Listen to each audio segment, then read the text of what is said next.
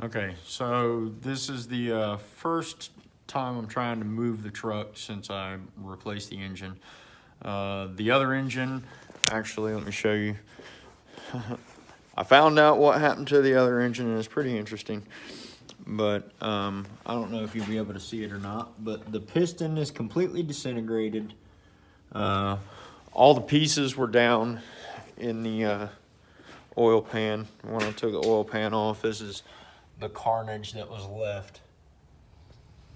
There was also half of a valve that I found down inside the engine compartment, and there's a valve missing out of one of the heads.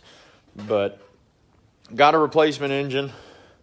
That engine had a rusted spark plug tube or spark plug hole, so had to use one of the heads off of my old engine that blew up.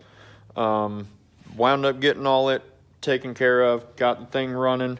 It's running really good, smooth, but I have not driven it yet. So this is the first time that I'm actually moving it on its own power.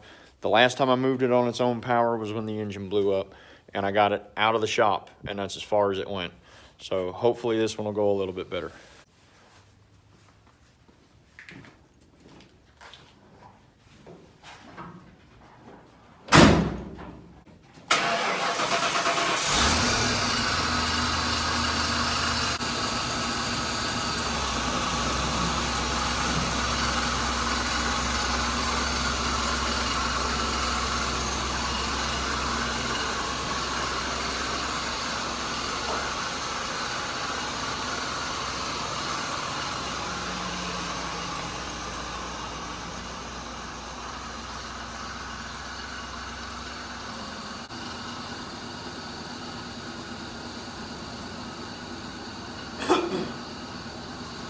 Well, I know it backs up.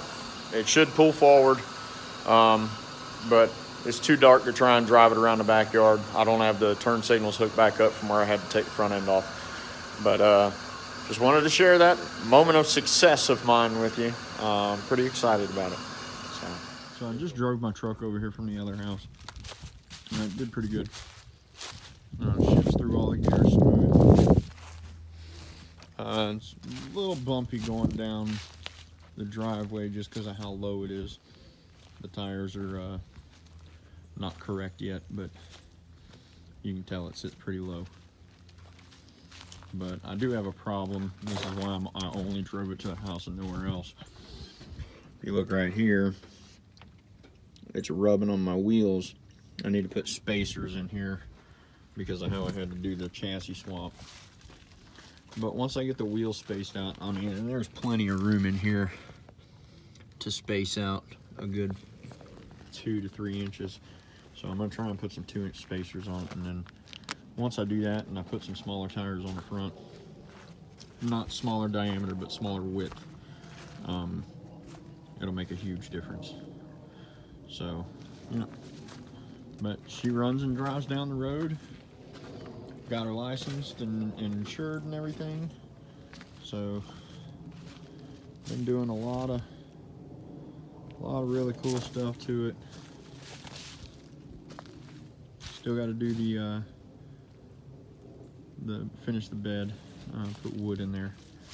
But the most important part is she runs, drives, is insured, and has tags on it, and she actually does drive down the road. So very pleased.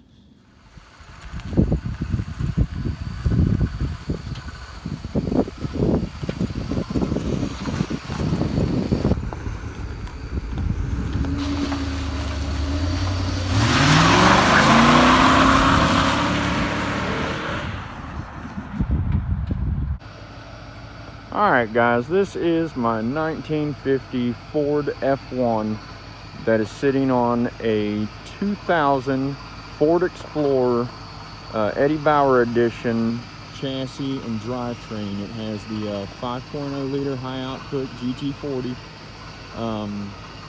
302 small block. Nothing done to the motor at all. It's got factory air intake. The only thing that's different is it has a cone air filter on it. I was able to retain cruise control, anti-lock brakes, and it's 4-wheel disc ABS. It's got power steering. I can add power door locks and power windows if I want to, but the car is not, or the truck is not set up for that yet. The wiring is there, but the truck is not ready for it. But I built this truck for no money out of pocket. It took me a long time to build it.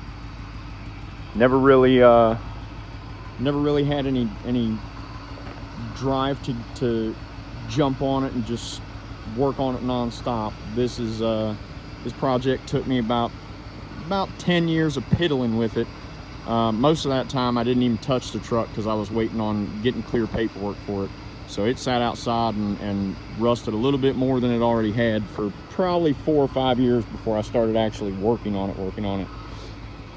But I purchased the Explorer for $400 and sold all the pieces that I didn't use. And used that money to flip into the rest of it. I had an engine that was in the truck that when I bought it. It was a 302 with a C4 carbureted, and I sold it and used the money from that to buy the rest of the parts. But it is far from complete, very far from complete. But I really started working on it a lot more here in the last 6 months. I wound up getting some Ford Ranger interior. Got the split 60/40 bench.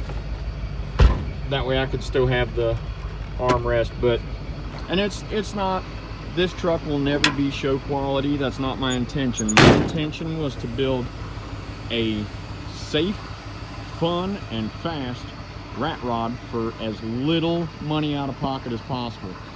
Now, when I originally built this truck, it had a automatic transmission in it.